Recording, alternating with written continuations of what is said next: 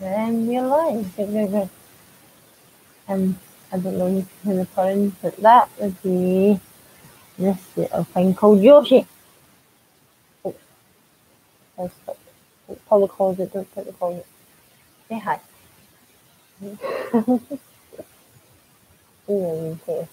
He's still a baby.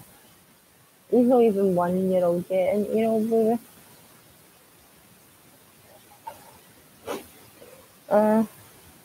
Just a little that we face. Look at that we face. We could take that one. We could eat it.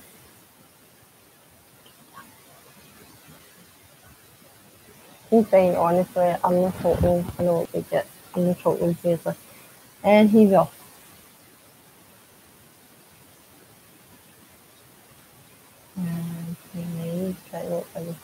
There he goes. So this is just going to be chatting and reading. But I'm going to start the reading for the anyway. So yeah. Okay. So last time when I was showing off my games, I was reading a bit and chatting as well. This one's just called chatting reading, so I'm just going to be reading and then I'm again looking at the chat if anybody comes in. So yeah. So I'm going to continue off from that, and I will be beginning for people that have been in that chat when I started reading last time. Darren Shan, Sokodu Creek. This is the first in the Darren Shan series of Sega. How do you say it? I like to say Sega when it comes to these quick tricks. So, we are on chapter 2. Let's go. So, chapter 2. We had I don't know what that was. Oh yeah. Chapter 2. We had Mr. Dalton again after lunch for history. We were studying World War II. I wasn't too keen on it, but Steve thought it was great. He loved anything to do with killing and war. He often said he wanted to be a mercenary soldier, one who fights for money when he grew up, and he meant it. We had maths after history, and incredibly Mr. Dalton for a third time. Our usual maths teacher was off sick, so others had been filling in for him as best they could all day. Steve was Steve was in seventh heaven.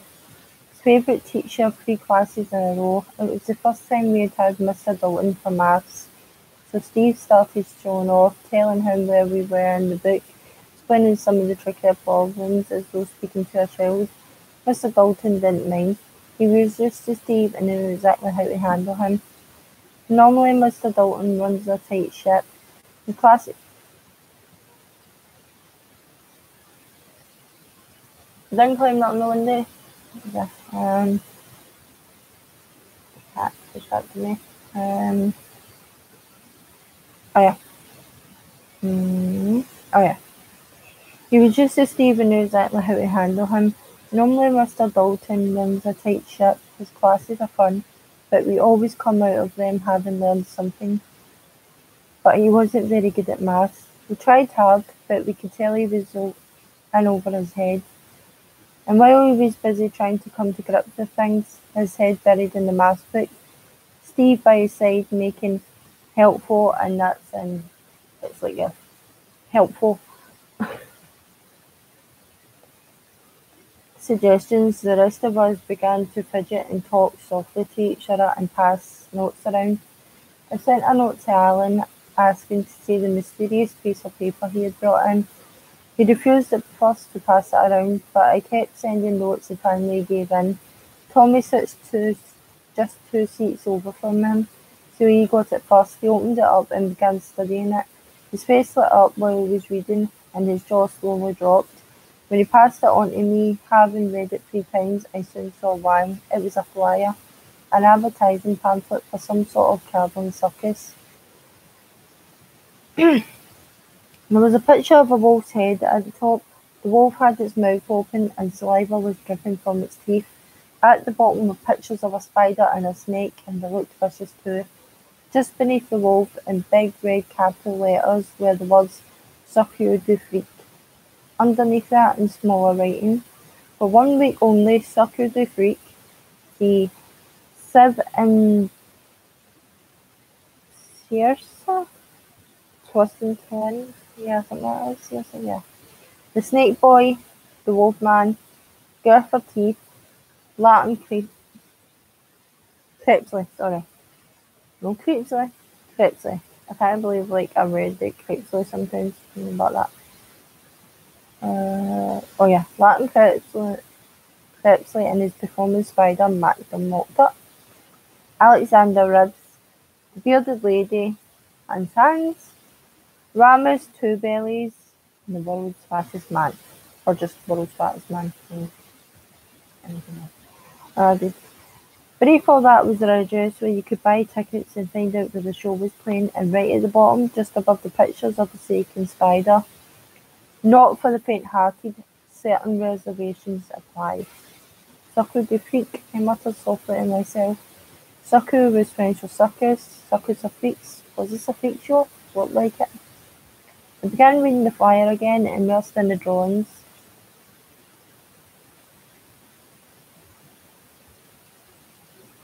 And descriptions of the performers. In fact, I was so immersed I forgot about Mr. Dalton. I only remembered him when I realised the room was silent. I looked up and saw Steve standing alone at the head of the class. He stuck out his tongue at me and grinned. Feeling the hairs on the back of my neck prickle, I stared over my shoulder, and there was Mr. Dalton, standing behind me, reading the flyer, lips tight. "What is this?" Snap, snatching the paper from my hands. "It's an advert, sir," I answered. "Where'd you get it?" Oh, I don't think he says it like that. "Where'd you get it?" he asked. He looked really angry. I'd never seen him this worked up. "Where'd you get it?" he asked again. I licked my lips nervously. I didn't know how to answer. I wasn't going to drop Alan in the soup, and I knew he wouldn't own up by himself. Even Alan's best friends know he's not the bravest in the world, but my mind was stuck in low gear and I couldn't think of a reasonable lie. Luckily, Steve stepped in. "Sir, it's mine," he said. "Yours?" Mr. Dalton blinked slowly. "I found it near the bus stop, sir," Steve said. "Some old guy threw it away.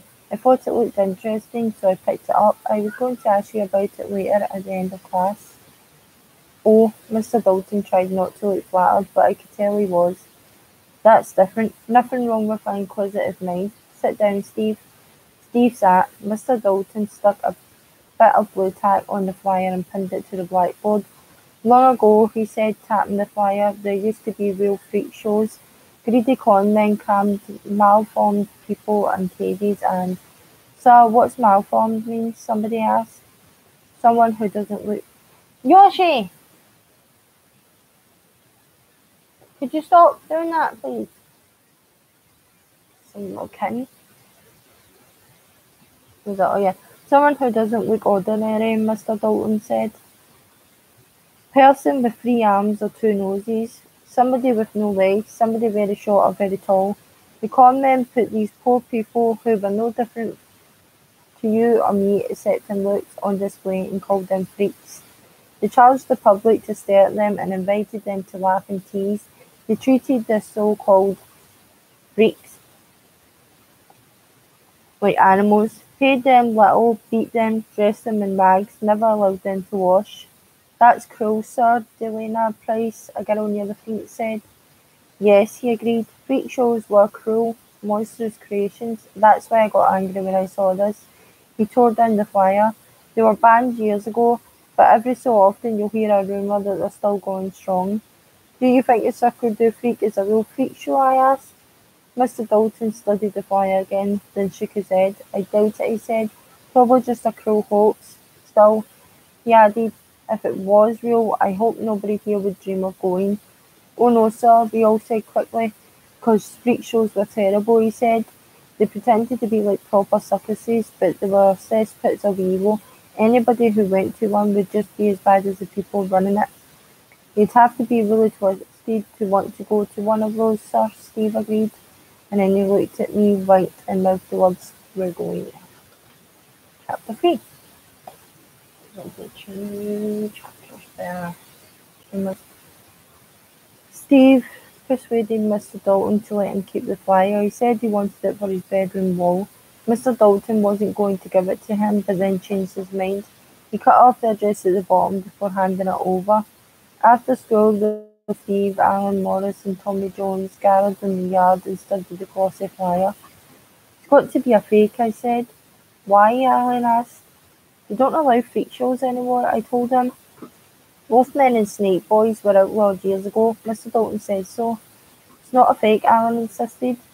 Where'd you get it, Tommy asked. I stole it, Alan said softly. It belongs to my big brother.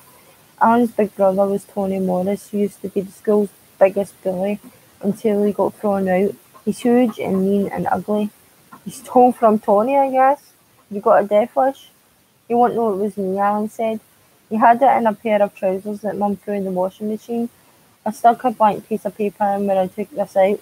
You'll think the ink got washed off. Smart, Steve nodded. Where did Tony get it? I asked. There was a guy passing him out in an alley, Alan said. One of the circus performers, a Mr. Crepsley. The one with the spider, Tommy asked. Yeah, Alan answered. Only he didn't have the spider with him. It was night and Tony was on his way back from the pub. Kitten! Dog! Enough!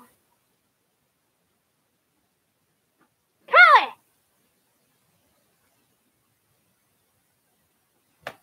This is live, that's it. I can't cut that out now.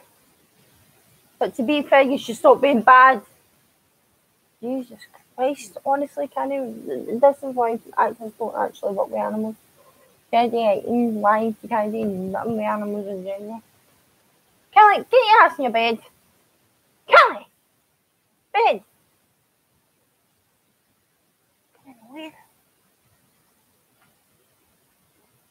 Sorry, Yoshi, I thought you were being bad. It's usually you, it's the noisy one.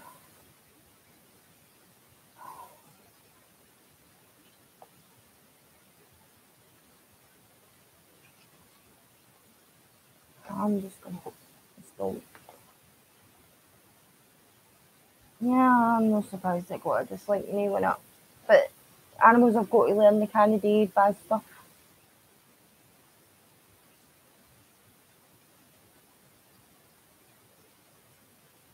Yeah.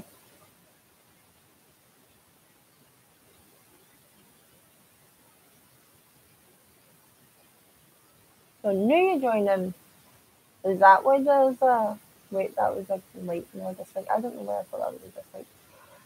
I'm stressed. The animals are stressed. I'm telling you, it's a pain in the ass. No, one of them are Callie. Would you please get your bed?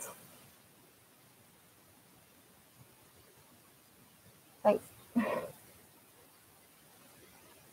It's our the DS game. I don't know the first one. Yeah, Sonic Rush Adventure. That's the first one. I'm a huge Sonic fan.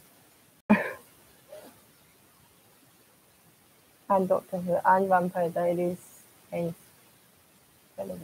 Paul kind here. I always thought, do you want me to continue reading? I mean, I always well know that you don't in. It's up to you if you want me to read or would you rather just chat? It's up to you.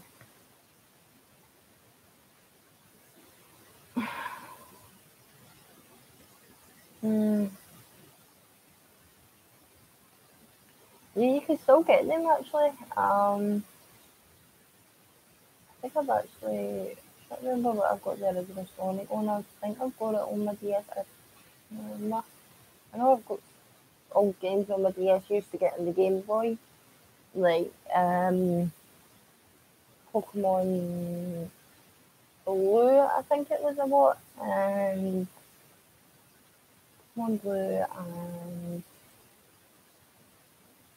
and what were they called? Something in watch games. They're all games like kind of like wee stick figures that you just kind of controlled and like played mini games where you had to fight stuff. And I still have to. Well, it's actually mine, but I might as well bring the boat on.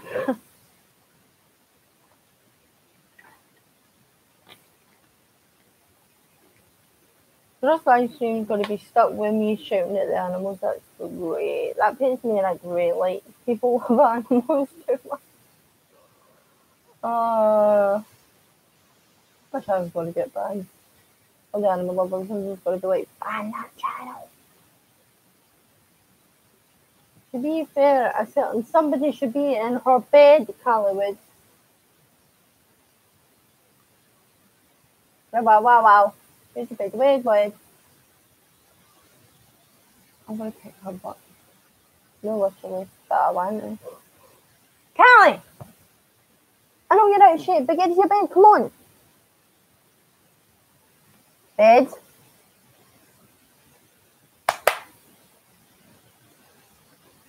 Yeah, I know you understand the word bed.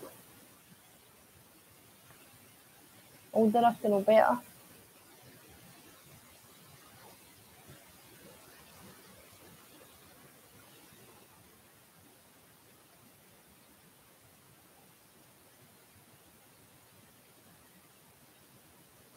I'm just going to continue that reading because the point was to do the chapter here. And I'm going to have to finish it.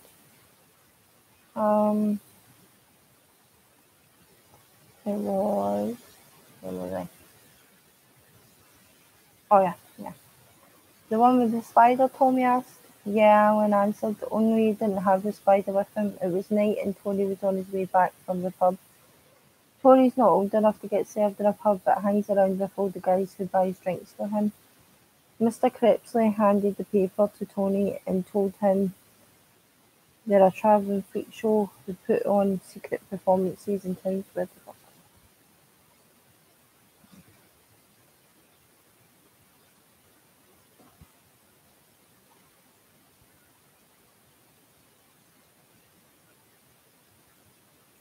Mr. Cripsley handed the paper to Tony and told him they're a travelling freak show who put on secret performances in towns and cities across the world.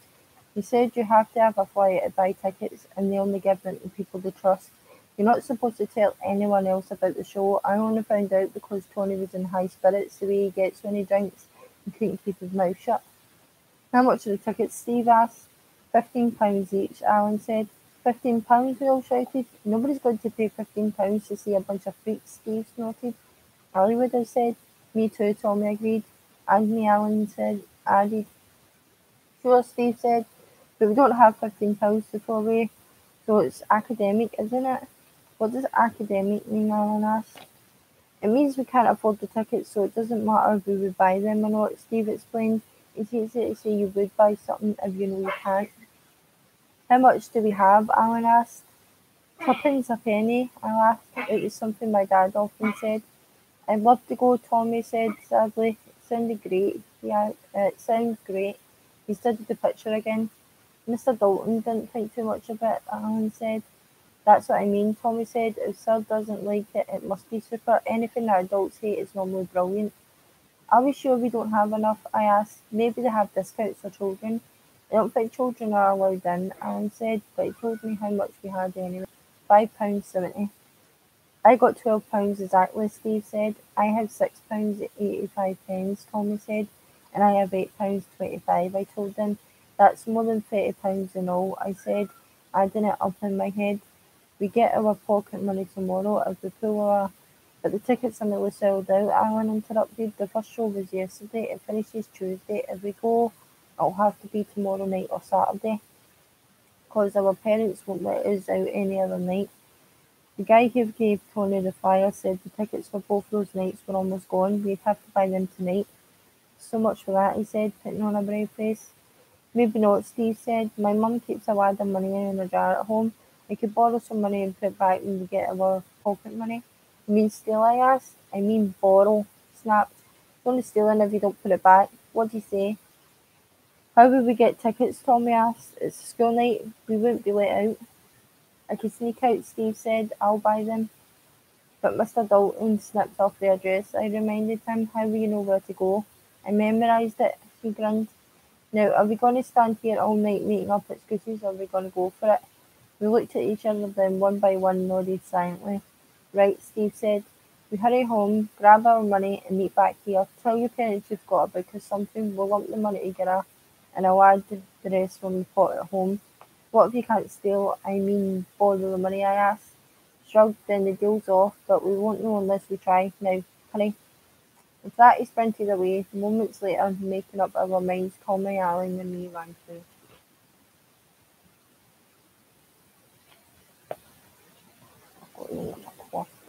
Uh, so that's the scene done. Well, wait a minute. Okay. Uh, so yeah, that's the scene done. So I'm going. Bye. Take care.